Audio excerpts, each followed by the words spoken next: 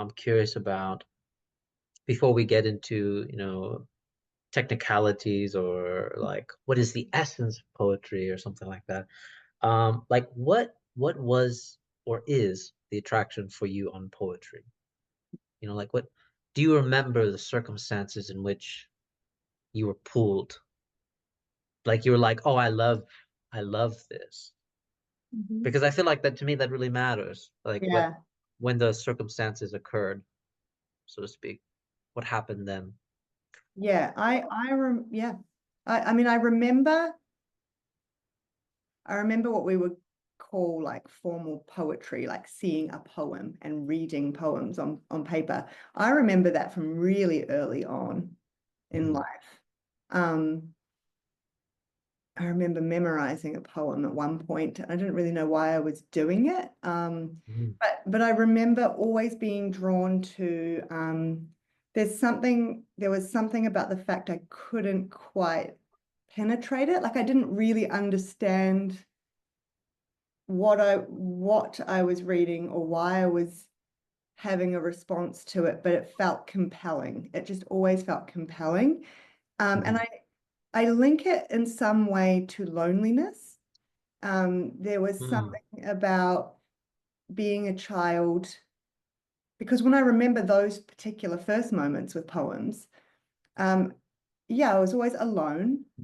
Um, I was always alone, and there was something about engaging in this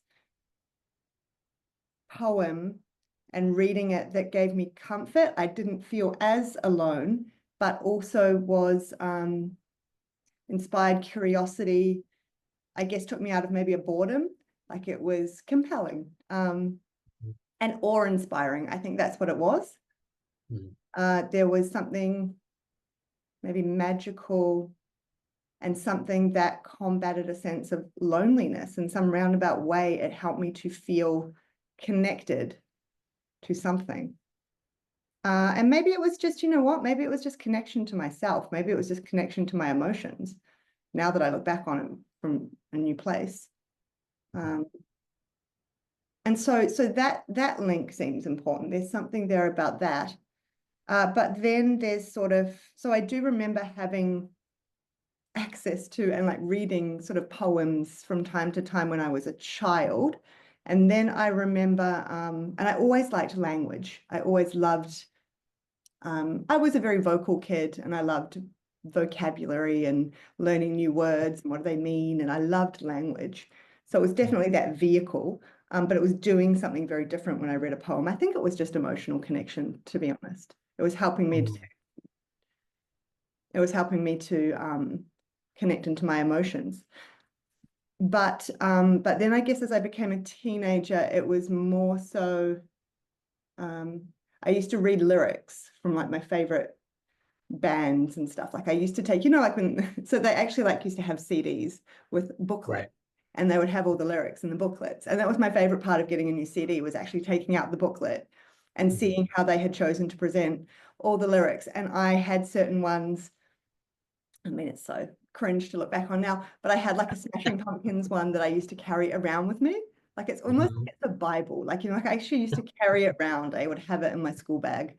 And I would read lyrics like poems. mhm, Um, and so that was, and again, I think like I really loved, I mean, most teenagers do, but I really loved music, especially as a teenager.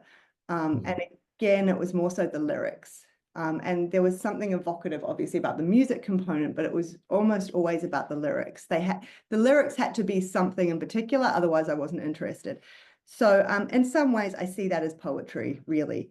And um, and then I was also reading poetry, but probably less so than lyrics at that point. And I was writing. This is where I started writing a lot. I just used to write all the time. I never showed really anyone my writing. Oh, sometimes friends, but not really. Um, and I would start to write poetry, and that's its own weird thing because to this day, I still don't really know what I'm doing when I'm writing poetry. I That's just beautiful. sort of pick up the pen and write, like just stuff Mhm, comes out. Sometimes it's a little bit more thoughtful than other times, obviously, But when I was writing poetry back then, it was like a compulsion. Um, and I think it's similar to when I was probably reading those poems as a child. Um, I was, um, I was just connecting into something or giving voice to something emotional inside me that had no other outlet or something. But it did feel like, yeah, it felt like it did something. I don't know, on the other side. It's like when you have a good cry where you actually feel better on the other side of it, as opposed to like Mhm. a ruminating cry. It was a bit like that. Like I would feel something on the other side of it that felt positive, if we give it those terms. Um, Mhm. but even, yeah, I mean, that's changed slightly. But so that probably would be a first attempt at answering that question without having thought about it too much. Poetry's really always been part of my life, but also very much sort of on the side. It's not like I have, it's not like I talk about poems with people or really poetry that much. I have some Mhm. friends that are also into poems a little or into writing poetry. We don't really talk about it that much. It's never been a Mhm. theme of, it's still quite personal, I guess is what I'm trying to say. Um, Yeah. but I see like definitely in terms of, yeah, becoming a therapist, I see its role. I see how it has helped me in my work to be able to engage with language in it from a different place. So even before certain schools of therapy came along where I was purposely trying to listen out in different ways, even before that, I was already intuitively, I think, engaging in people's language from multiple different vantage points all at once. And yeah, and I think, I don't know, I see that I see that as a strength, I think, of my ability to do that work. Um, yeah, yeah, I'll probably stop there for now. If more comes to me, I'll let you know. But yeah, Yeah, I mean, I like what you're saying. I mean, the words that are popping out to me is like, compelling, connection, vehicle. yes, Um, there's something mm, carrying you. yes, Um, and I think, and I'm still stuck on what you said to me on and on Instagram in a message. You said, poetry to me, I'm kind of quoting you a little bit here, shorthand. You said, poetry is like spiritual direction for you, right? Um, and you know, it's very like when I think about my own like how I got into poetry. I mean, I think some of the same circumstances apply to me. mm, Because I started getting into poetry ironically when I joined the army, and I did feel very lonely. And I did feel like a kind of not part of anything because, well, this is my first time being away from home, but for a good time, for a good while. Um, and my life at the time was so busy because I was going through training and all that stuff for like about a year and a half, that I just needed to write things down. But I needed shorthand. I needed short expressions, yeah, powerful short expressions I needed in my life versus um, writing out a novel or working on a novel or something like that. I really needed the short expressions. And it's funny because, uh, for the longest time, I used to hate the fact, this is a fun fact, I don't know if I've told you before, but I used to hate the fact that I was not a long form writer. yeah, I really, really did not enjoy that about myself. Because for some reason, whatever thought came to my mind, I could just say it in a couple of words. I mm, could say it less. I could say it in a few. mm, Um, and you could say like, I got into poetry, but poetry has a sort of seduction to it. Um, but I've also experienced the the opposite end of that seduction of poetry. Um, that poetry also seduces others. Mhm. Um, and so poetry has that kind of force that I experienced rather quickly. And because I was lonely, Mm. it could be used as that force in which you could use to seduce others, Yeah. right?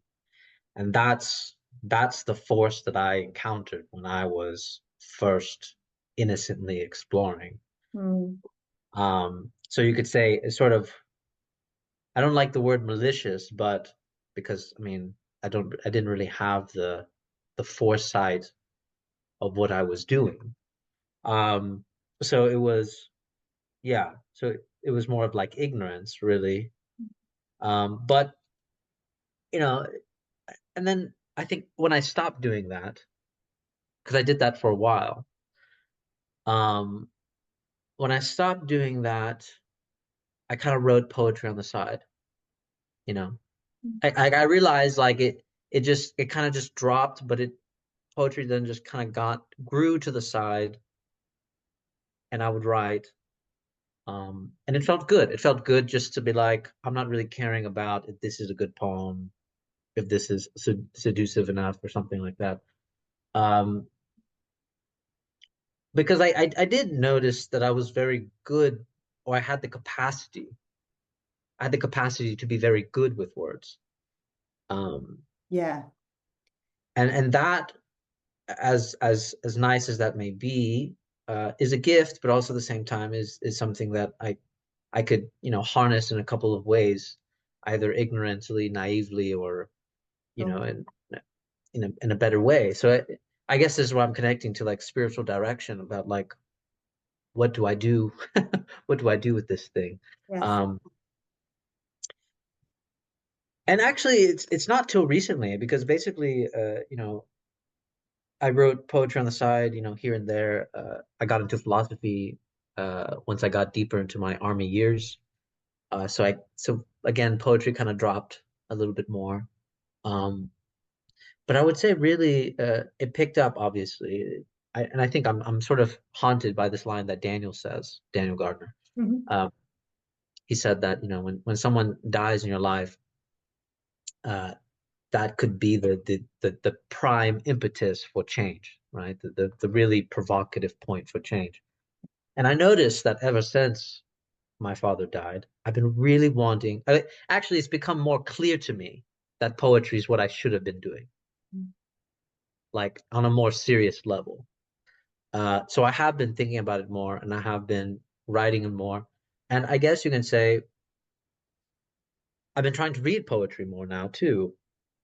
And because there's no kind of like no getting around that. Like you have to read poetry, and I think your expression as a child, you saying, your enjoyment of lyrics and so on, like you're internalizing the language of poetry. You're internalizing the rhythm, that unspoken rhythm of poetry, and it starts coming out of you. Yeah. And so you don't even really need to be so technical Yes. if you expose yourself, and this is something that one of my favorite poets of Billy Collins. I mean, he's still alive, but he talks about like if you just read enough poetry, you start internalizing the rhythm of Yes. of, of what is being said. And I feel that now. I really do feel that internalized rhythm. Whereas before, like try to even give like a rhyming poem felt so robotic and Hmm. weird. It just, it felt cringe.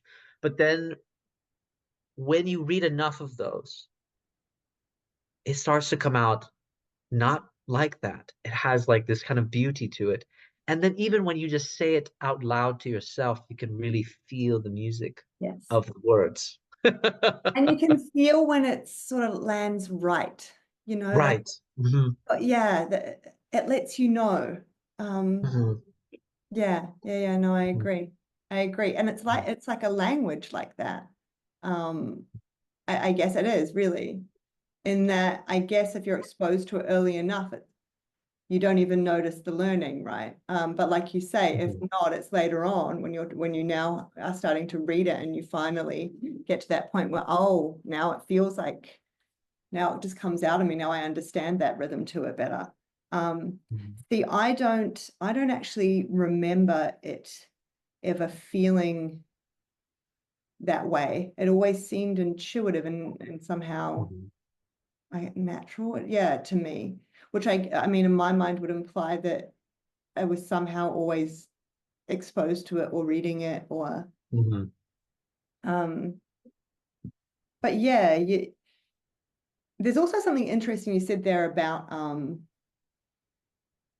there's two things actually. So poetry as sort of, it has a brevity to it and a power to it. That very concise that you're talking about. I always associate that with like a cutting through something. Like it can Mhm. cut and it can pierce and it can strike um, in a way that long form language can't really. Not in the same way. Not in the same way, I should say. It's maybe Right. a slower, deeper incision or something. I don't know, but yeah. Mhm. So it's got something to it that there's something about its potency, I guess, and that brevity that can be wielded like a weapon. Mhm. And maybe that is what you're getting at. Like when you're talking about using it seductively. Mhm.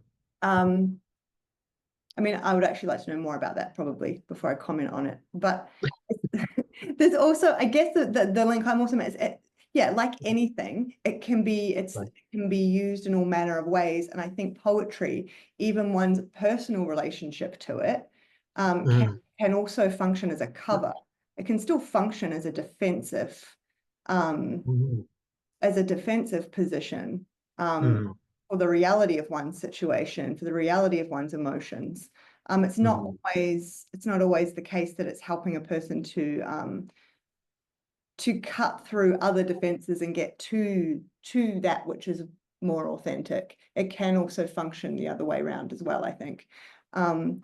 And I think there's definitely been periods in my life where I can see that I was using poetry as an escape in that manner. It was really more just sort of a cover, and again, like a faux sense of connecting into my emotions, or when really I don't think I was. I think it was an escape and a cover. But then there is also the way that I can engage with poetry now. I wonder what the difference is. Yeah. Yeah. Well, yeah, go, please. Well, I mean, it's a curious question for me too. It's not quite clear to me. Mm, Um, Other than, the capacity is that there's certain forms of poetry that are very consumable. mm, Um, mm. I don't know if you've read like Rupi Kaur or someone like that. Yeah, a But little. they're very short form, very short prose kind of words. Mm, But what I meant was I could take that model and I can use it as a sort of seduction technique, which is just, and for me, it's very simple in the sense of just like, if in the case of like women, for example, if there's women that feel like they're reading Ruby Kaur's poems and they feel alone, they don't feel seen, you know, for me, it's very quite easy to frame that same model as to be like, you know, she wanders in the dark all alone. yeah. She wishes to be brave. Yeah. I could frame it in the sense and attack that emotional Yes. point and use it as a seduction tool, Yes. as if I understand Yes. what a woman wants, Yeah. right? As if I understand. Um, Mm, and to me, that part is the part that is sellable. yeah. That's what's consumable Yes. for people. And what concerns me about it, because I was able to do it effectively, like you don't know the story behind my Instagram. My Instagram, I think, has like what, 18,000 followers. It used to be more. It used to be like 40 or something like that. When I was writing poetry like that, Got it. um it was really shooting off. Yeah, I Uh, bet. but I And eventually got to the point where I was no longer I wanted myself to be seen, right? I wanted to be seen for who I was. And so I started I started acting out. I started writing like more like very grotesque and very brutal, crude forms of poetry that people would really not call poetry. It would just be like erotic crudeness. And then that really made people run away. And then, and for some reason, I enjoyed that. I enjoyed them running away because yeah, I was like, finally, yeah, I can start being myself, or I can yeah. start exploring who I want to be, um, versus You this. shed the skin. Yeah, Yeah, right. I shed the skin versus this, facade. yeah. Um, no, I think every now and then, out of the blue, I get messages of just like, "Oh, I miss your old poetry," I like miss that fake you. I mean, yeah, and they don't know that, right? They don't know that. Yeah, So yeah. yeah, No, so now, yeah. that's a lovely illustration though of those two different things. On the one Mhm, hand, the intellectual way that one is able to grasp and understand what is needed to create that kind of emotional experience for a certain set of people, mhm, um, and being able to do that and offer that, mhm, versus I guess the deeper craving inside, the longing for the part of you that just wants to wants to share more authentically, perhaps wants to write more authentically, wants um, but that can be quite a conflict for people to decide what to do there, to notice that right. the way one is writing is actually more in service of sort of following a formula or Mhm, doing the thing that you know will evoke the response or the followers or the whatever, mhm, that is popular, that yeah, that is seductive, versus mhm. um yeah, I guess versus so this is because I would write, I mean I still write, I just write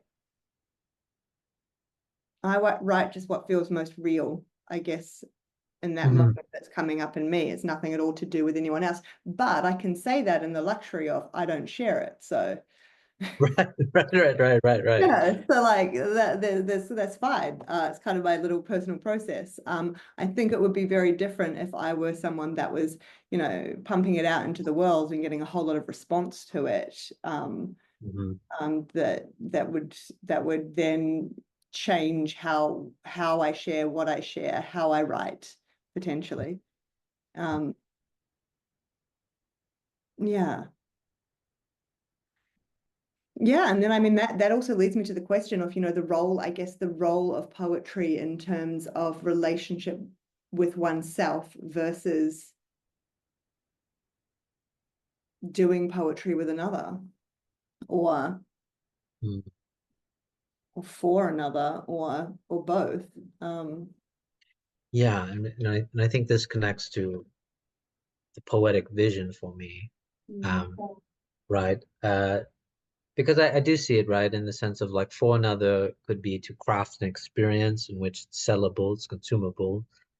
But then there is the other form of crafting an experience into which is to share an insight, right? To share an experience, not what they already know, yeah, which is what which yeah. is actually what is consumable. That which you already know and feel is what is consumable and attractive to you. It's like your friend telling you what you want to hear, Mm. um, when you're angry or something like that. It's what you want to hear versus what poetry could open for you in the sense of what you might like to hear, but you just don't know about it. You don't know that it was possible to hear something else that you might enjoy, that you might love. And so for me, it's crafting that kind of experience of what do I see, what do I experience that perhaps someone else might also love, but they don't know about it. Yeah. or they don't know how to look at it. Yes.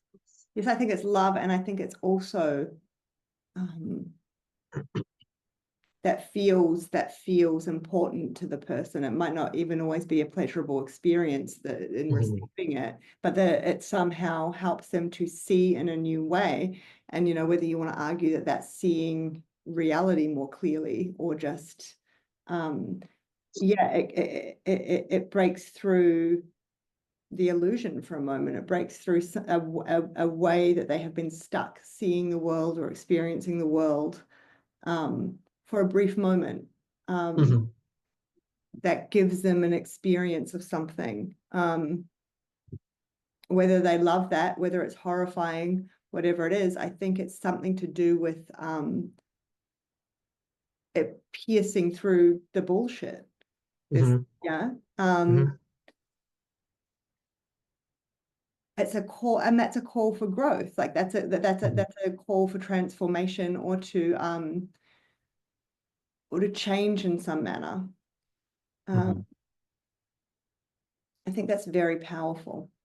Mhm. It's very powerful. And I think that's a completely different experience to exactly what you're saying there about the kind of poetry that is sellable, that is, Mhm. oh, I'm getting another poem that does the same exact thing for me, that helps me to feel less alone in this sadness I have, or this loneliness I have, or what it's like after a breakup, or whatever it is, Mhm. which I've received a million times before in other poems, but this one has got slightly different words, and maybe I can even convince myself that it's got a slightly different edge to it somehow. But I do think ultimately it boils down to kind of yeah, a reinforcing, like you say, something that I am already aware I'm feeling, um, Mhm. experiencing, uh, versus being shaken, or Mhm. not being able to not being able to ignore some new piece of information that pierces through, not being able, like being, I don't want to say forced, but like that sense of being captured, being almost for a moment, like having one's perceptual lens shifted for a moment in some meaningful way that allows something new in that maybe couldn't get in otherwise. I do think Mhm. that's a really powerful and important function of poetry. Uh, and it's probably what I'm talking about when I talk about using some of this in a therapy sense. But Mhm. yeah, yeah. I can't remember where I broke into your train of thought there to say that. I think you were mid-sentence, but yeah, yeah. I think that's important. Yeah, and it's like and even these delineations are like so difficult still, Right. and because it's like it's like okay, maybe in a basic framework, it's like, well, do you go to therapy because you just want to hear Mm, what you already know, or is it that you want to hear something different because you're stuck in a problem and you don't know how else to look at it things. You don't know how else to look at it. And so it's a struggle of language. It's a struggle of because language is tied to experience, so you're telling yourself the same story, and so you have the same problem that repeats. Um, yeah. so poetry, I think, has that capacity to be therapeutic, to be um, to share something, and perhaps maybe not on a sort of very intentful way, like you sitting down with therapists or being a therapist. Um, because like I do think there's a sense in which the poet themselves are just becoming a vehicle for something else, right? Like they're being taken over. So Yes. it's not it's not as intentful as we perhaps would want it to be, but there is something speaking there. Yes. Yes. And I think that is why I point to the power of the seduction part, because a part of what makes it powerful is because when I'm writing, I am being seduced. I Mm, am being pulled into something. I am being called into something. And mm, I'm trying to be receptive and open to that experience. mm. Um, Yeah. You could call that the unconscious, right? Like I'm being receptive to it. Right? Yes. And I think too, if we go back to the idea of using it in a therapy sense, or even, I mean, we could even make a parallel between having a person sitting in front of you and you purposely trying to write a poem um, that you feel speak to something important in them, right? Like it's a similar kind of thing, but there's something about the attunement, right? The attunement to the other, and allowing that to also be working through you. So there's a manner in which I am attuning to the other person in the room. Mm. Um, and then, but from a poetic stance, like it really is like the thing that the way that I pay attention to them in that moment is much more like listening to a poem. And I actually do think there's something in that too. You've reminded me when you were talking earlier about that rhythm and that there's a way that people speak when attuning like that, once you've known them for a period of time, that you can almost hear the words that are trying to be hidden, but are actually wanting to come up further, or there is a manner in which you can pick up on those cues that is much like reading a poem. Or and I yeah, I mean that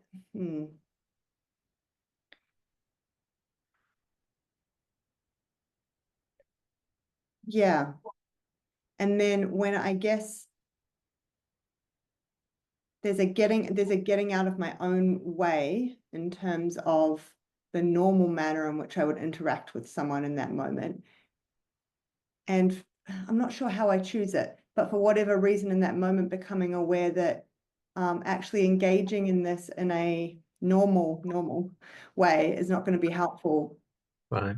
but then sort of like tuning into hearing it like a poem, and but it's Mm. not even just hearing the words. It is a full body thing. It's like also just Mhm. experiencing the person like a poem.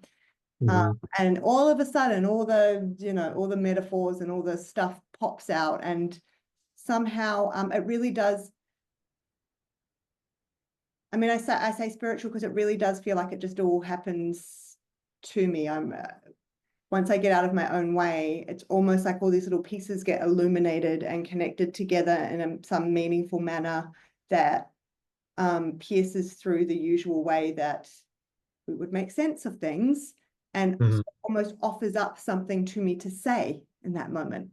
Like all Right. of this happens, and the thing I say is really maybe even just a few words, or not, doesn't even really sound that important on the face of things, but for some reason delivered in that moment, in that way, in the manner that I say it, all based on what I've taken in from there, does something. It does the same thing. Like if like that poem you were talking about on the Instagram note to me, where you said, I think it was about the chess pieces, something just Oh like, yes. oh wow, Yeah. like wow, like I can look at that completely differently now.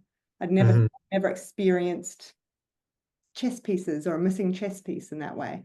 um Right.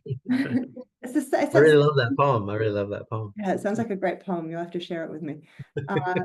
It's that same sense for the person, I think, of being struck by something that, Right. or um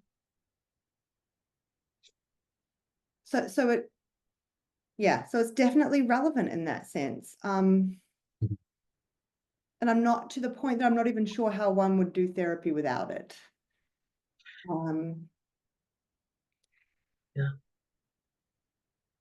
yeah, yeah, go, please. No, yeah, no, I totally see how you have that answer to that like that. I mean, you know, my partner and I, she doesn't like. I mean, well, I'm not gonna say she doesn't like, but she struggles with when I talk philosophy with her Mm. because it kind of already has that kind of authoritative kind of ring to it, even though it's like, well, technically, philosophy, it seems odd to say if someone's an authority on anything, but you get the sense in which, well, you know something more than I do, right? Because you've experienced or you've just read more. Um, but what was interesting was that randomly I got the idea that, well, what if we read poetry Mhm. together? Mhm. Um, and we've been doing that. And what was so interesting about that experience was just like, one, there's several ways that we could look at it, like ask each other what do we think it means. Um, Mhm. and that was always interesting because I found her insights very useful. Um, but then there's also this, just this kind of just like we don't have to just suck the meaning out of it anyways. We can just say, why do you like that poem? Mm. Yeah, that's nice. Right? Like why do you like it? Why does it seem to resonate with you? Mm. Um, and that's just a very intimate and powerful experience itself. And then we just move on and read the other poem, and that's it. It and it doesn't have to be this moment of uh what is the meaning? What are we trying to understand? I think it's a way of abiding in the mystery. History. Um, Mhm. of abiding and learning and living with the uncertainty. And in that sense, it's better because, well, no one's on a higher ground. We're both reading this poem. I didn't write the poem. Nobody knows. Yeah. In a sense, nobody knows. Um, Yeah.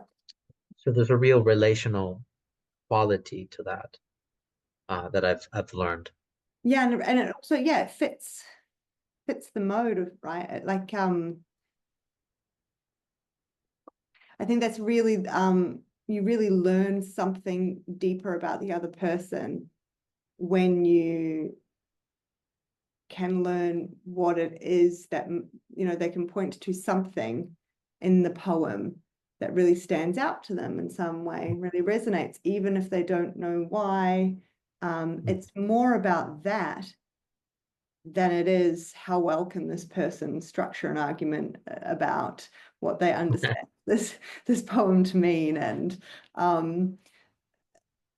I think that misses the whole point. And I agree with you. It's more about the mystery. And I think you honor the mystery of one another, and the Mhm. mystery of the whole resonant experience of immersing oneself in a poem. Mhm. If you go too quickly, I mean, there's still a role for it, but if you go too quickly to meaning making or logic, or Right. it's more so it's the intimacy that Mhm. if you can highlight the intimacy, that is the most important part.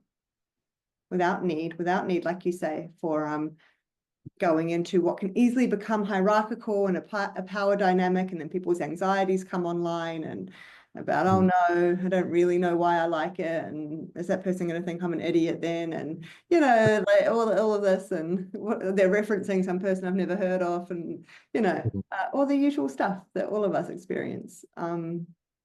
Instead, there's no right or wrong. Clearly, it's more. I really want to know you. I really want to understand what stood out for you there. What did you feel? What did you experience? That's Mhm. so much more important to me Mhm. about you in this moment than is um, how you can logically form an argument for what you think this might be about. Mhm. Yeah, and part of crafting that experience Mm, is to say that itself contributes to truth, yes. right? Like, and for me, that is what is so important. Is like that is what contributes. It's not what I am saying is true, which is what people get anxious about. Am I getting it right? Am I getting it wrong? And it's like, well, let's not worry about that. What is it that you like about it? What is it that pulls you? And then I tell you what pulls me, and we contribute to truth in that way, right? And to me, that's what's beautiful about it is this poem itself starts unveiling when we share together what is attractive about it, what pulled it to me, you know. And so for me, that's what matters, and that's what to me, in my experience, a lot of the couples need, Yeah. just like this lot of just like I just need to articulate my experience, and it contributes to truth. It contributes to the truth of this relationship, to the truth of what's happening. Versus I have the right perspective, they have an obscure perspective, or something like that. It's Very, like let's yeah, have it that's very polite. right, right. Yeah. No, you're 100%. I think that's what most relationships are missing, especially, yeah, especially romantic relationships. Yeah. But I think also, poems and poetry can seem so daunting to so many people Mhm. for the same reasons, because I think that a bit like you're describing with philosophy, for many people they think you have to yeah, you have to have done a course or something to really like to even be able to engage with a poem. You have to, Mhm. yeah, it's some very technical, very difficult thing to grasp that's, only for certain people. Um, so so there's something, but again, I sense that a lot of that is about letting go and a desire for control and remaining operating within a very defined set of parameters, which once again, a good poem may be able to help someone break through. Mhm. It's yeah, yeah, yeah. Mm, mm, Yeah, and poetry, and this is why, I get concerned about poetry that's very sellable, because this is my speculation, but poetry that's very sellable and consumable really shows how people are deprived of their own articulation. Like when someone says to me, "Oh, that's very deep," or something like that, um, it to me it's more like, well, that's interesting, because for me, a deep something deep would have to hit the nerve of something very particular, not something very universal, yeah, right? But it seems that the universal is what's deep. But and I asked myself, well, why would that be? Why is people like Rupi Kaur or so attractive? And it's because at the very least, they're articulating feelings that these people themselves cannot articulate. sure. And and and it's this is something, if I could connect this to anger, and my fear over anger was that when you lack the articulation for something, it's like you stopped growing, right? And when you stop growing, then whatever resonates with you meets you at where your growth was, Yes, or where yes, it stopped, yes, right? So when we read poems, and this is the danger, some of the danger of poems that can resonate on a deep level, are if you are so, and I don't like this word, like infantile yeah, in your articulation, then the poetry themselves always will remain at this very bare level, yes, and you cannot go deeper because your articulation itself has stopped yeah, there, and then everything else that is seemingly intimidating actually reveals your lack of yeah, articulation. yes. And that's what people mean, I think, when they're saying to you that's deep. Like Right. I do, like I think for a lot of people saying, "Oh, that's deep," that's just a cover for I don't know what that is. Well, like that that's gone beyond my kind of my reading level, like that's gone beyond. They might sense inside something that's sort of interesting about that, and that pulls on some thread, but like you say, they lack the articulation to even know what that thread is that it's pulling on. So the only word they have for it is, "Oh, that's deep." And it's Hmm. almost an accept, like what does one say to that? it's Right, right. sort of a stopper as well, right? You said Um, upper, you said? it's a stopper. It's like a Yeah. conversation stopper. If someone just says, if you share something with someone and they go, "Oh, that's deep," so, okay. Like Yeah. it tells you nothing about their experience of what you said. It tells you nothing, in my mind, I mean, it can mean obviously all sorts of things, but I think if I relate it to the point you're making now, it can be a bit of a cover word for not quite sure what to do with that because it goes beyond what I can articulate. And so Right. maybe it also is a reflection that I know there is something that's stirring inside me based on that, but also I'm not going to be able to pick that up and run with it because I have no articulation. I don't even know what that thing is that's happening inside me, let alone how to run with it. Mhm. Maybe, but I really, yeah, this is a great point that you're bringing up. Um, because it is like a reading level, isn't it? Like I'm just thinking of like a child in school getting to a certain point in their reading development and then say all the books get taken away and they just like Mhm. remain at that reading level forevermore. It never Mhm. gets deepened, no further progression. You read well enough, that's fine. Move on. Move on. Mhm. And so that says nothing about what they're actually capable of, but then they're no longer exposed to anything beyond that. And I do think these very popular, sellable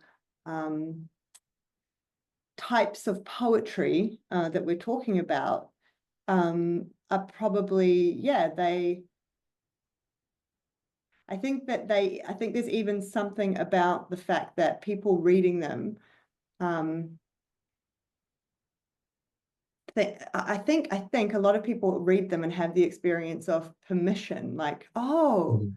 so someone can actually like write about this thing that I always thought you weren't supposed to, you weren't supposed to talk about being lonely or you weren't supposed to talk about whatever it is. But look, this person is, and also, it stirs something inside me um, and I think they feel maybe empowered by that. Like they now kind of have a license as well that it's okay to feel these particular feelings or whatever it is. Um, but yeah, it gets stuck there. I agree with you. I do think but then there's sort of a seeking out of more of the same.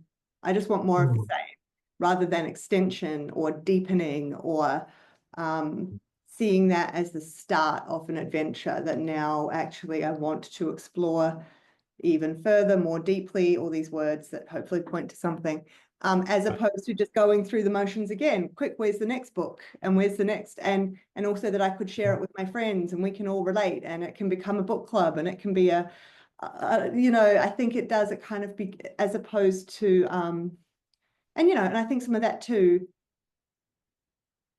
certain book clubs, not all book clubs, but I think Right. sometimes things like book clubs or just, reading these things alongside your friends can become its own kind of restrictive process from going beyond what they are doing. I don't want to push past the limits of what types of things we're all currently reading. I want to be part of the group. And so we just stay reading Mhm. stuff written by people like this about these topics, at this reading level, if we call it that.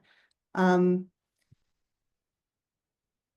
and so yeah, I think like with any of these things, not just poetry, but like any kind of self-exploration, there's obviously the role of doing this with others, Right. but there also has to be something about a prioritization of being willing to follow your own path. And sometimes that does mean, I think, departing from others around you and what they are currently reading or what they want to talk about, or they suddenly don't like my poems anymore. Like it Mhm. goes back to that original point, which one's going to win? That Mhm. it's actually more important for me right now where I am to start writing this way. I've got Mhm. beyond where I was there, or whatever direction it is. And this is what I need now. But the people around me who used to love my poems no longer like them. Mhm. Or my friends no longer want to talk to me about the books that I am feeling drawn to reading. Or the book club will break down if I start to insist on these sorts of books being included. I just need to go along with reading at this level, these sorts of things. So there is that component as well. Mhm. So I mean, like anything, there's both of those components I think are really important. There is the how we do it together, and then there is the still being able to stay in touch with one's authenticity and follow it sometimes, even if it might lead to a change in the way that we go about doing it together. Mhm. Yeah. Yeah, I mean, this is you know, what's funny about this is I started on that route. I started on the route of reading Ruby Carr, reading the very simple, consumable poetry. But I will give a fair like assessment because it was my experience was that it does leave open this slight possibility of you becoming more curious Mhm. about, well, what are the other poetry that I could like, right? Or that I could fall in love with. And that is the door that that kind of poetry kind of leaves open. But I will say it is kind of like it's like it kind of is that kind of like do we should we leave it in the sense of like that small possibility that that might happen, because there is a greater chance, I think, in my opinion, that you would just remain in that same self-enclosure. Yes. Um, Yes. and so poetry is kind of funny because it's like the word keeps coming up to me, exposure therapy, right? It's like you have to expose yourself to more forms of poetry so that way you can understand what is exactly that pulls you in. And that deepens your language, right? Not maybe like on a super conscious level, but it starts to deepen your language. Um, but and this is a very interesting because you're starting to make me think about how rational we try to approach poetry, and that it also might explain why even the bare articulation of poetry is attractive because it's at least explainable. It's at least has meaning that I understand and I can explain. I Yeah. can explain why I like it. Yes. And so it shows that actually that kind of poetry that is consumable is in some sense hyper rational. Yes. Um, and it leaves this gap of, but to me it also reveals the emotional lack of articulation, right? Like Yeah. you Yeah. cannot you don't have the vocabulary to explain emotion. You can only explain it rationally because you can only pinpoint the meaning in which you understand already, versus the emotion you could say is always what is pointing to what you're still struggling to articulate. Yes. Right. The emotion has its own message. Mm-hmm. Right. Mhm. Right. Agreed. Agreed. I mean, this is yeah, this is part and parcel of therapy, really, too, is being up against this idea that yeah, we can only really have an emotion, or we should only ever really look at an emotion when we've done the front end of understanding what it would be about. Do we have license to have it in this situation, or is it unwarranted, or we've already decided it's going to be unhelpful? There's no role that it could possibly play. Like it's so Right. much work at the front end before a person is Right. even willing often to say, yes, actually, I did feel that in that moment.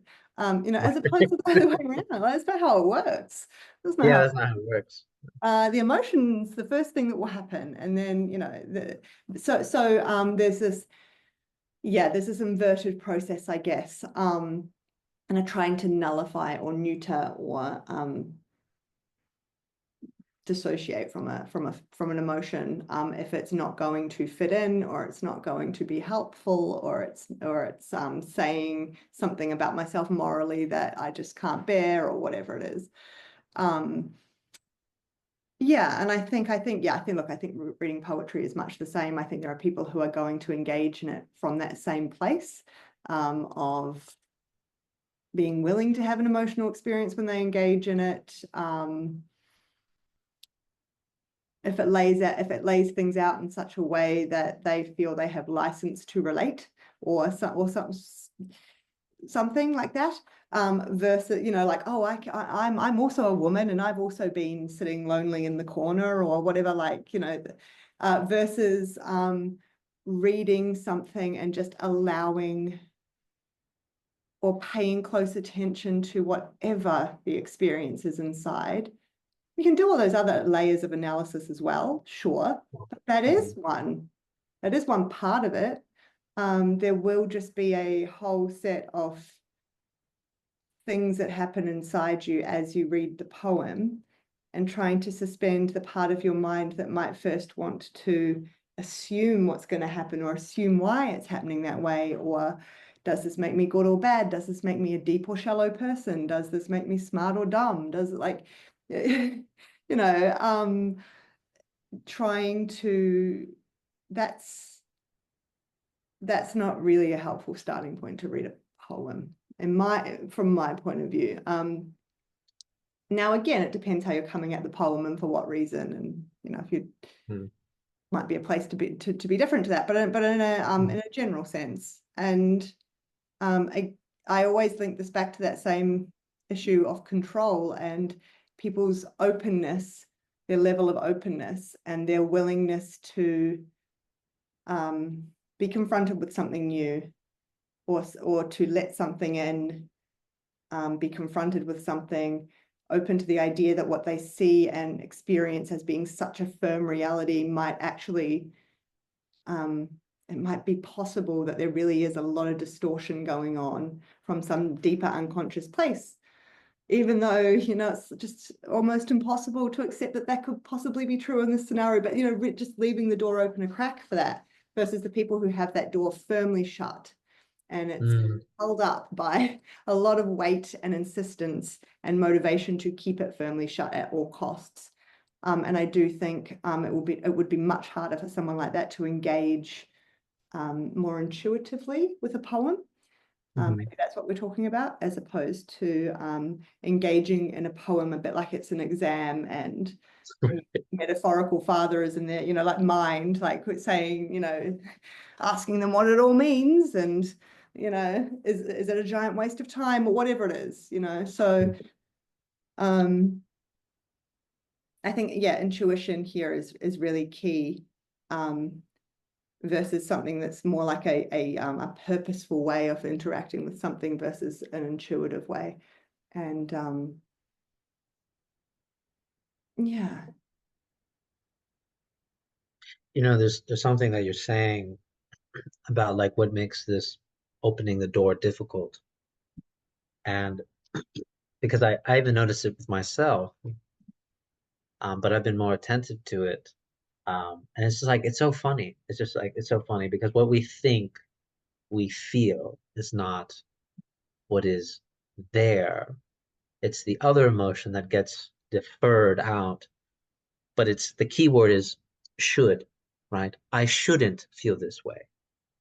I shouldn't be like this, That's already right? the clue. That's Right. already. That's already the clue, right? Because the should part is you're already painting a picture of yourself that doesn't exist. Yeah, you're in Because fantasy already. right, you're in fantasy already. Because what you actually feel is the part that you start adding the should. I Mhm. shouldn't feel this way. And then so it's very easy to get confused. Yes. You'd be like, well, but I have this feeling of like I shouldn't feel this way. Yeah, that's not a But feeling. That's a that's cognition. not the feeling, right? That's not the feeling. That's right. That's right. That's not the feeling. And A I feeling could is usually one word. Yeah. right.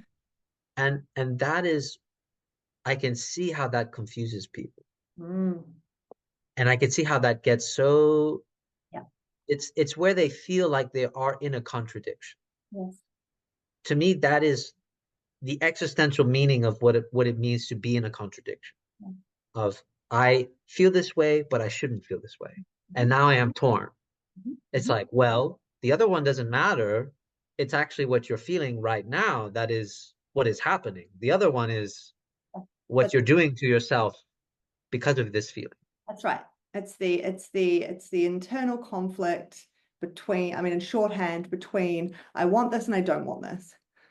Or like Right. I have this and I don't want to have this. Like I feel this, I don't want to feel this. But oftentimes, if you really boil it down, yeah, it's either two, it's two emotions really. It's two things happening at once, and Mm, usually we have learnt that that's a real problem, and one has to win. We're not very good at the idea that you could hold both as well. mm, It's the other thing here. But yeah, let me go back to your point because I've gone a bit far adrift.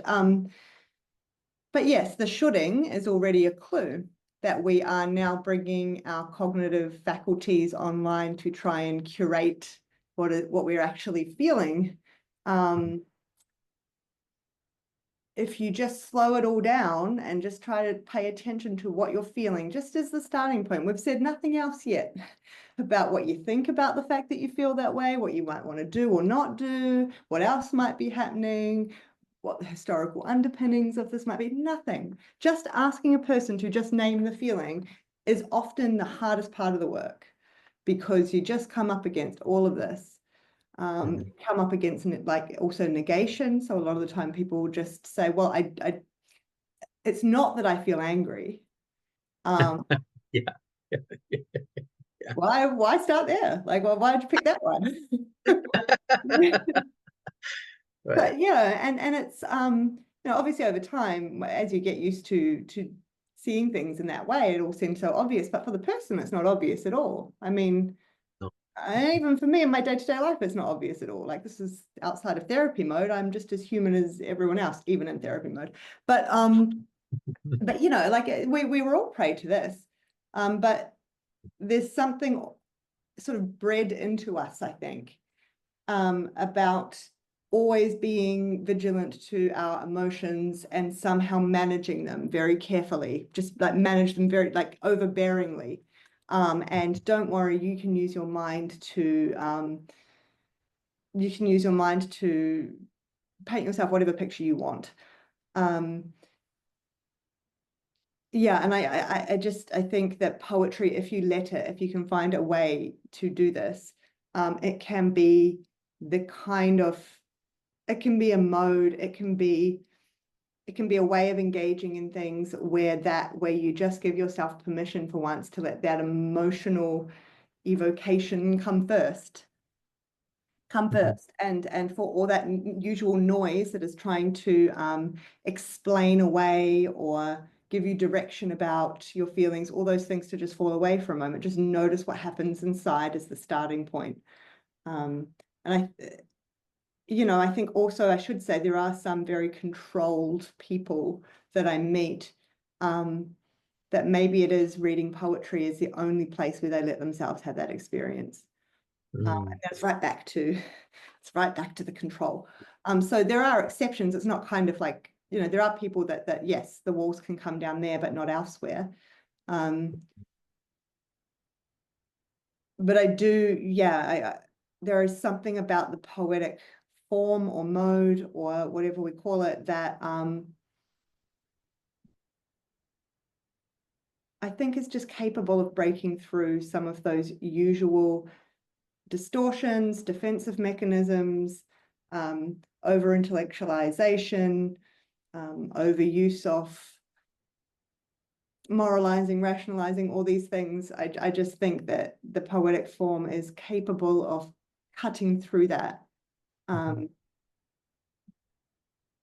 by nature of how strange it is, by nature of it sort of, this goes back to some of the things that you were saying in the Instagram notes, but that it's unfamiliar, that it's not what we expect, something about catching us off guard, uh, mhm, the strangeness of it mhm. can give rise to that is how I think about it. And um, yeah, sort of being knocked back off one's feet because of the mode of delivery. Right. Right. And I want to connect this to spiritual direction again Mhm.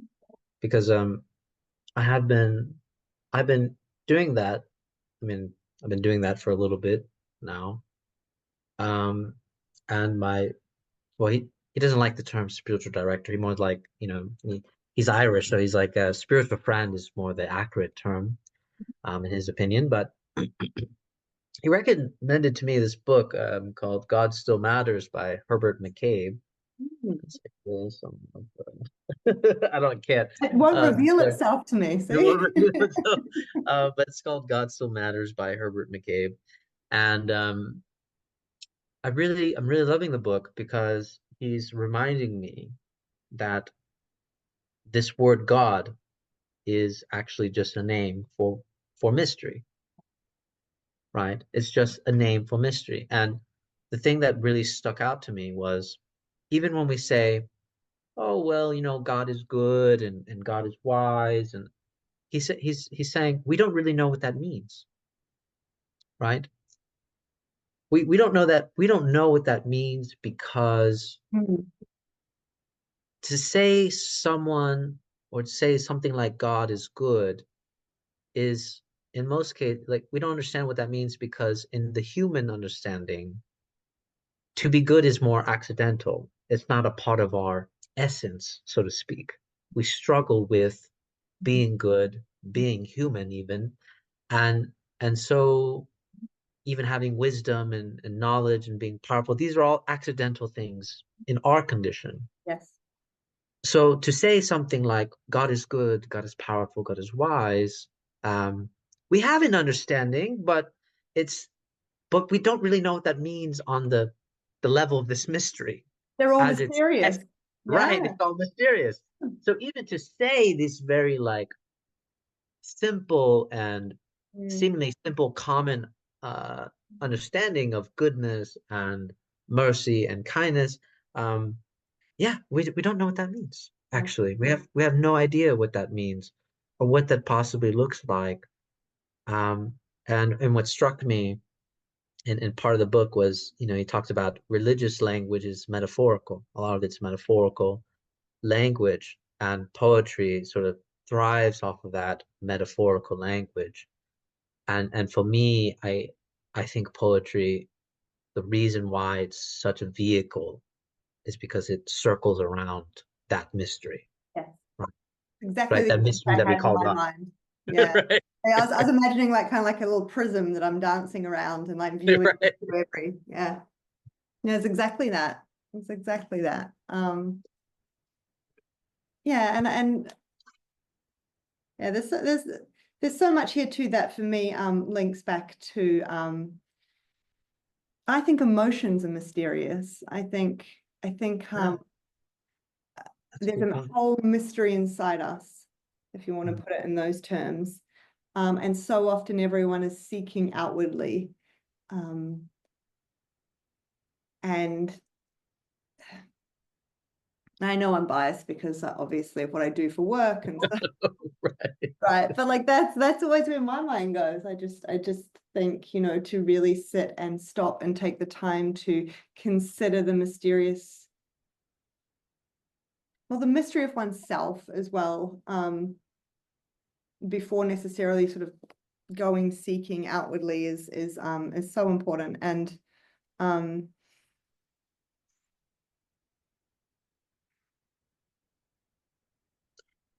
mm, I'm really loving this, by the way, because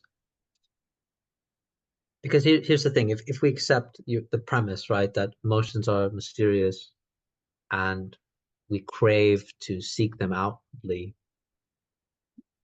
the mysterious part is also that it's like, why is reality constituted in such a way that we behave this way, yes.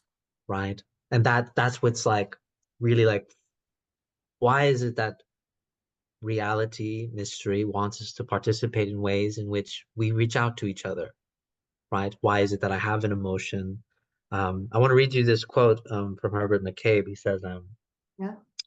if you do not love, you will not be alive. If you love effectively, you will be killed. Um, And for me, that was just a line that wowed me all morning because I was like, yeah, that really shows the internal conflict of what's happening, of why people close the doors, but then they're not living. But Yes, then people open the doors and they die. yes, Right? yes, yes. That constant sort of autonomy connection, right? Too. Like Mhm, it's the yeah, yeah.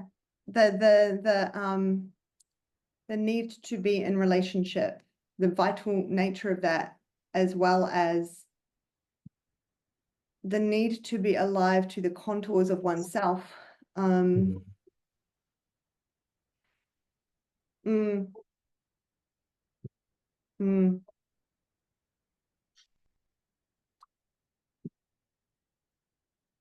mm.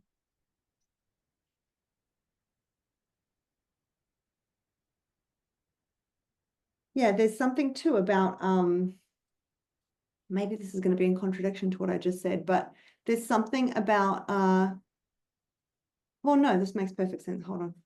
Uh, so there's obviously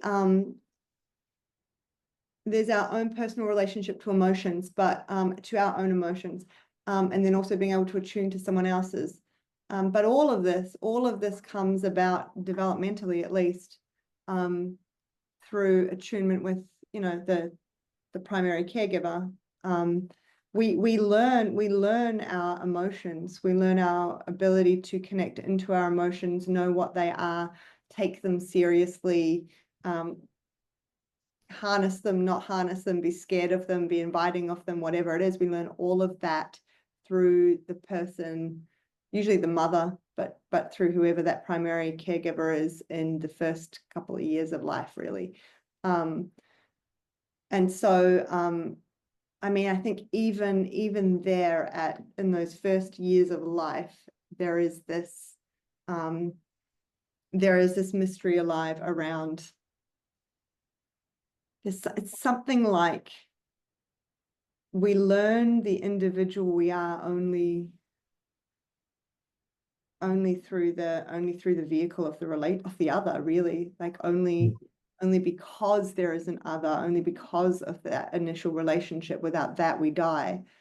Um, mhm, Now, obviously, that's also involves a whole lot of potential trauma and issues mhm, with what we learn and how we learn it, and then you know that later in life we have some possibility of rectifying or changing, but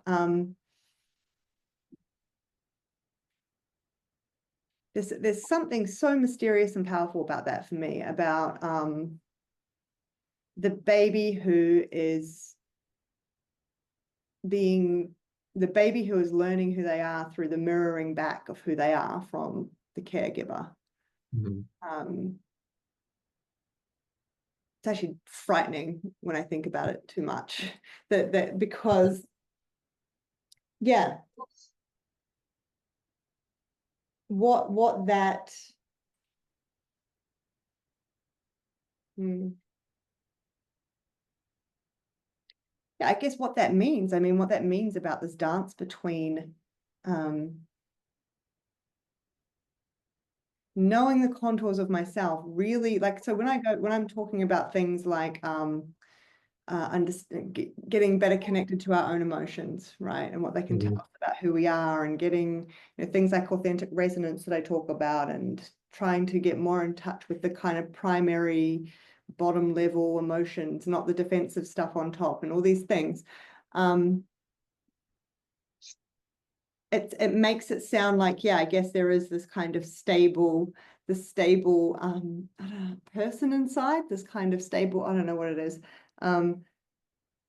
But really, when we track that backwards and see how the manner in which all of that was formed is really at the behest of this other person, and their ability to be open to us, to be attuned to us, to take that job with, so it's like as seriously as possible, which, you know, most new parents do not understand.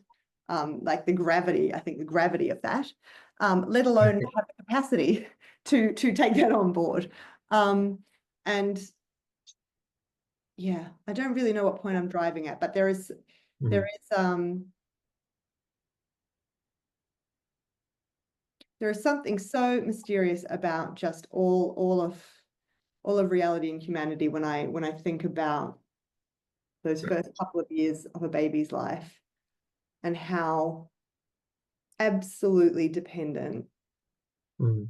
we are on these others, not just physically, but that total emotional and also development of sense of self inside all comes from there. Um, Mhm. and sometimes I marvel that we even we've even developed as we have. I just think that I agree. maybe that's the mystery. Yeah, no, yeah, I agree. Yeah, Agree. it's just wild. It's wild. And Mhm. You know, mm, to my a lot of, I mean, I didn't completely, I wasn't able to completely remedy everything with my father, but mm, one of the things that did help me was stripping away the category father, right? And if now, I think now if I were to give another assessment about what leaves open redemption is actually this term father or mother or child is actually mysterious to us. To me, it goes back to the same thing of like, well, we don't really know what it means when we say God is good. God is the Father, the Son, the Holy Spirit, whatever. Um, so I feel the same way when I look at the parental relations, like this concept mother, right? Well, I'm already ingrained with a certain concept of what that's supposed to mean. But then when you have your own mother, and then you're like, well, this gets a little bit weird, and it gets a little bit odd because your mother is not just your mother. Your mother is also this human being with a life of her own before you existed. yeah, And that's also part of the mystery in which you don't understand until perhaps it's too late or yeah, you start growing older, um, and you start to understand that, you mm, know, there's other avenues of which your mother existed that wasn't just mother, right? And so then mother carries this mysterious connotation in which, your mother is really an analogy, yeah, right? An analogy for your nourishment, your growth, your coming to be. Same thing with father. Um, and it's like to me, sometimes it's like a little bit cruel, right? To to like come with all these expectations, but like what's so insane to me is like I remember like being like 5 or like 6, and having like these expectations, right? Like and yeah, it's weird because I don't remember having like a rational sit down and be like, this is what a mother's supposed to do, this is what a mother's supposed to be, or this is what a father's supposed to do, and this is what a father's supposed to be. I don't remember ever having that. I mean, obviously, I'm being yeah, sarcastic with this, but it just amazes me that I already had some standard in which I was determining something. Um, but the older I grew, the more and I guess really the concern was just like, how do I rehabilitate the relationship? mm, Um, that's when I started grappling with these questions more seriously, and then that's when I started realizing, like, well, I mean, if you really want to go down the lineage, it's like, well, at one point my father was a son, right? So why can't I look at my father like a son who doesn't know what father means when I give him the label father, mm, right? And I get scared actually, if I were to ever become like a father or something, where it would be like, well, I don't know what that means. Like, I don't know what that means. And then this little kid's looking at me, yeah, calling me father. You know, like Very loaded term.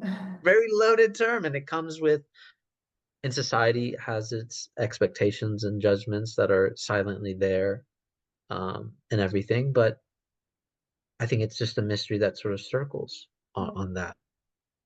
And I Yes. think a part of like what therapy frees us from, right, is to say we don't know what that means, right? Here's another way to look at how you understand your father, your mother, your experiences, because we don't really we don't know what we're talking about when we're saying that this is what is happening. And that, I mean, maybe that's a poor choice of words, but I know what you mean. Yeah, yeah.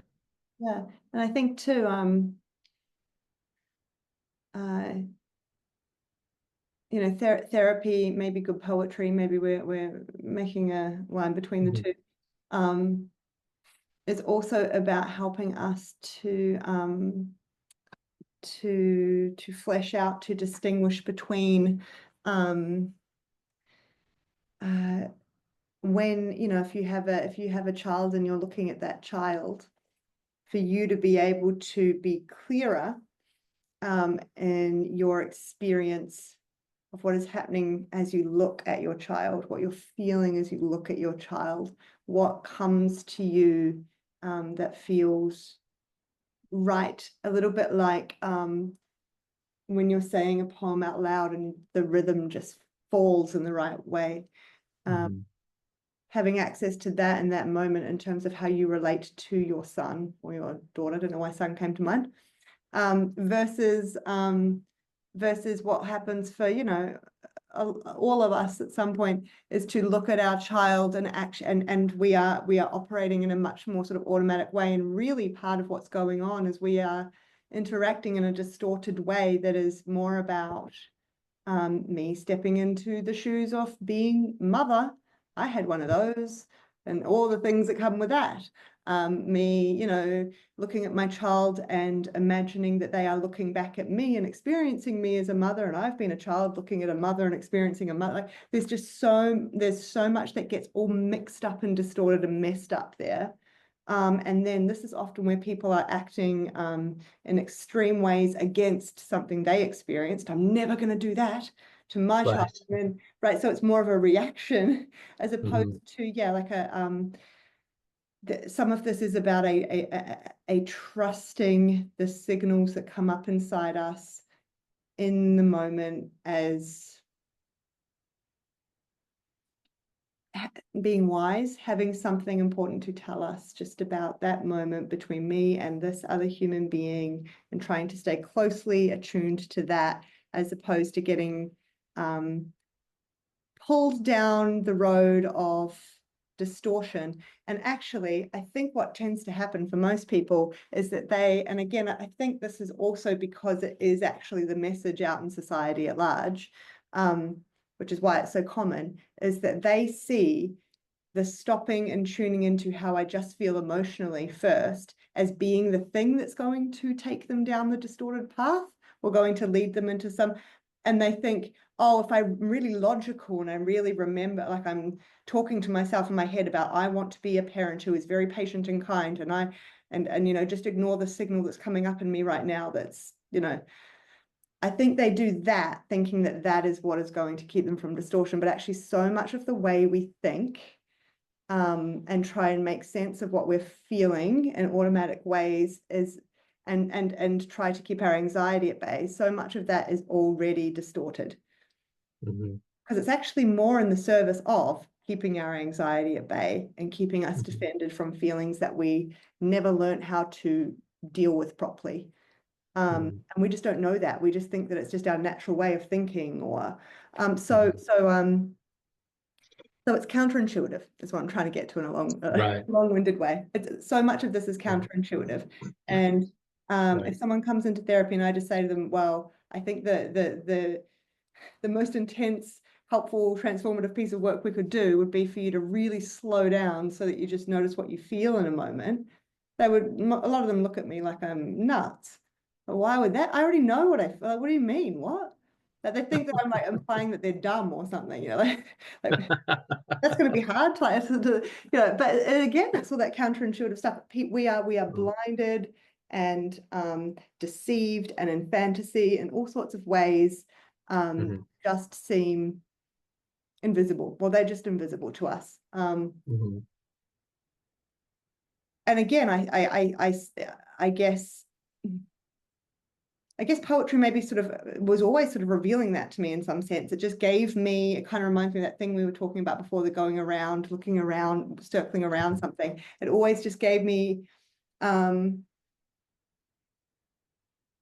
it used language to help me to sort of peek through a different window that I didn't have access to or something at the same thing. Or um, Right. that was a real mixed mixed metaphor there, but yeah, there was something about it that had intuitive appeal to me because um, yeah, who knows why? Who knows why? Look, maybe it's just part of the mystery. But Right. somehow, for whatever reason, that the door was sort of always creaked open. But Mhm. yeah, I'm also mindful of time. I'm going to have to start to Okay. wrap up slowly, but Okay. yeah, yeah, Yeah. yeah. Yeah, no worries. I mean, I think what you might be getting at, because this feels to be my experience, um, is this capacity to love something that we don't really know and we don't really understand. And poetry has that kind of is that vehicle to experience that love, so to speak, right? It can be that experience. And religious experience, I would say, also has that capacity as well. Um, but that's why it really stood out to me when you're like, oh, poetry is kind of like my spiritual direction. And I was like, yeah, wow, and it's funny because like, I'm using spiritual direction because I'm trying to navigate a contradiction of of of being in something that is religiously organized, but I disagree with it, but I feel attracted to something inside of it, right? And Mm. so I'm doing this thing that people would be like, well, rationally, that doesn't make any sense to me because it's like, why would you commit yourself to something? Why would you convert to something that you don't agree with? That doesn't make any sense. Um, and I agree with them. It doesn't make any sense. And it is sort of an experiment, but at the same time, um, there is something there that's pulling me, right? It's kind of like I have to do this. It's my desire in there. But Um, it's your desire. See, that's the thing. Like it's emotion, it's emotional. It's right, it's not a punishing activity. It's not a I should do it though. I have to just really, you know, hold myself and just force myself through it. I should. It's not a right. should. Yeah, no, it's not shooting. That's correct. You're right. That desire is the more accurate word. Right. So Yeah. you're taking seriously that, even though it's not in alignment with everything that yeah, logically your Right. mind might be, yeah, or and people around you might be saying to you. Right. And that's the hard part, right? That's the hard part. Hmm. Um, and that's why like I've seeked out a spiritual friend, so to speak, to just, you know, navigate those issues. Because he's quite similar to me. He's philosophically minded, so but yeah, so I guess that's why I like. Yeah, yeah, I was just going to say though. So what is what are you? What is it that is compelling? Like, what is it that you feel that you want to learn more about? What is this that because you gave me the sense that you know that there is a Mhm. particular aspect to this that you want to stay involved for. Right. You know what that is? Like, what is it? What is it? So I mean, it's I still struggle to articulate this. But it's more like, okay, so okay, I'll just say it. So I'm about to become Catholic, um, Mhm. right? Like next week, actually, or actually this coming Saturday. So, but what I struggle with is that I disagree on, philosophical counts of of just like, how they talk about sin or maybe even political accounts of how they view things and so on and so on. But then when you talk about the rituals or like mass or something, I'm deeply attracted to it, right? And it feels like I need to be there. I need to be doing those things. Um, but the conflict is precisely living in that Mm, tension mm. of just like, I'm doing something, I want to be loyal to it, but everybody else is around me is saying, but to be loyal to it, you have to be one for one. You have to believe what we believe. You have to think how we think. Um, and it can feel lonely and it can feel disparaging. And it can also feel like, why the hell are you doing it? Because that's not what a rational person would do. Oh. A rational person would find a church that resides with them, that would match what they want, what they're already feeling. But then they Um, stay stuck at their reading age. right, right, right, Then they're on the, right, they right. say And that is the the same danger, books. Yeah. right?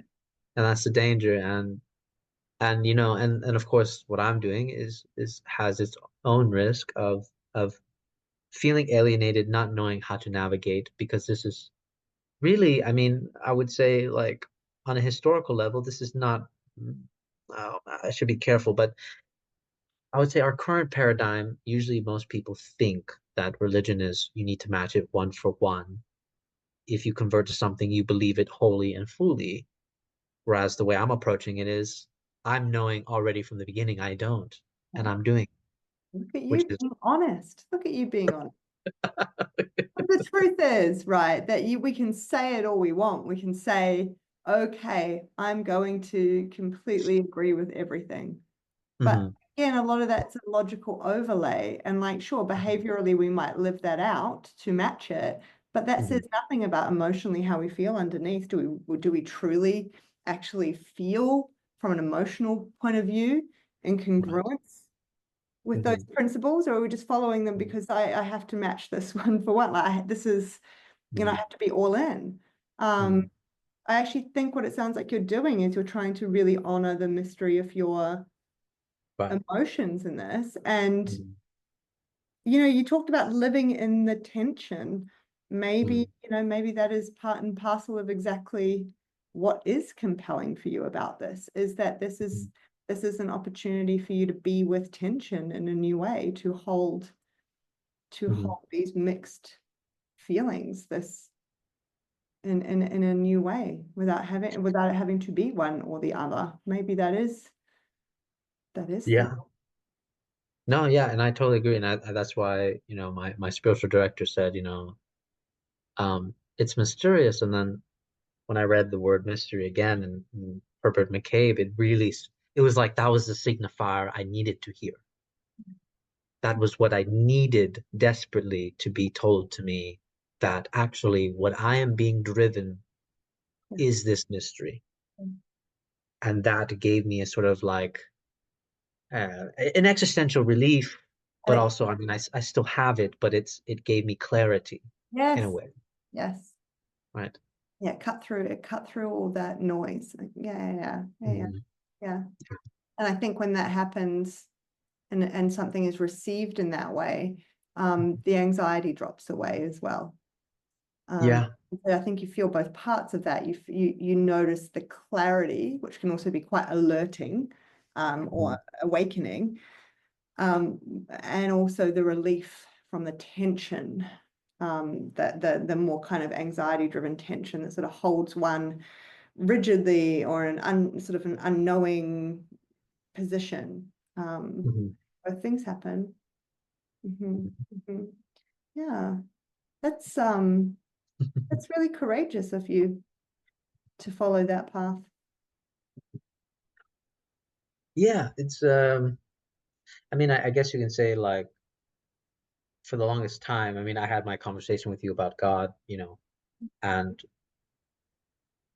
there's a certain point where I feel like you have to pick a story, you know.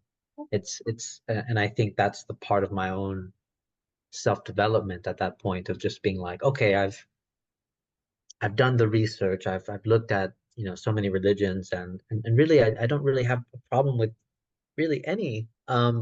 I think they're all a path if you are open to them in a authentic way, I would say.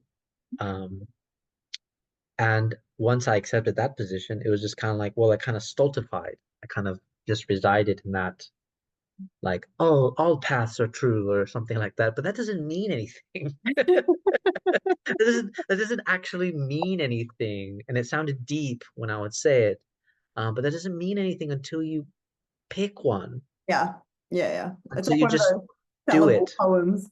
Yeah, Right. yeah, yeah, Yeah. yeah, yeah. No, I think that's remarkable. Yeah. Yeah, there's a phrase I wrote down years ago. I don't know if I've told you it before, the rigor of mystery. Um, Mm, and I don't know, I always really liked that phrase, and I used to sort of say it to myself about things without ever then really thinking about what on earth I was trying to say. But I think it's come up for me a lot throughout just this past few years of having conversations like this. And really taking the mysterious seriously and taking mhm, it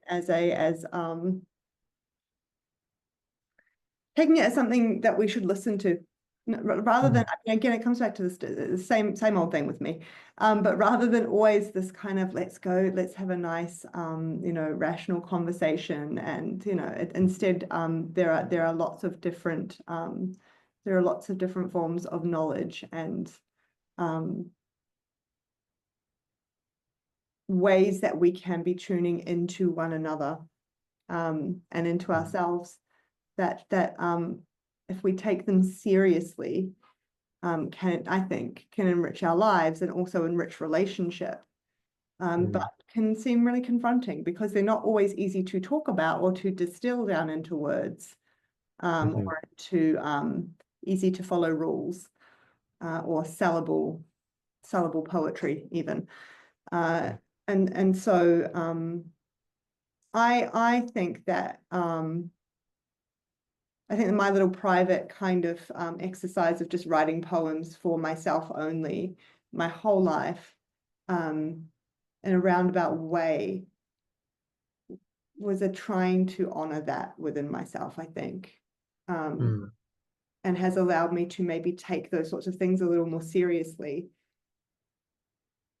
Yeah, yeah, Yeah, I mean, I know we're trying to watch time, but yeah, I mean, I wanted to say, I feel like you're very attuned to um, God as mystery because when you shared with me um, how you would write to God, you know, and to point that out, that's a really amazing feat that you did as a child or even growing up, of being able to just write and basically have your own prayers, right?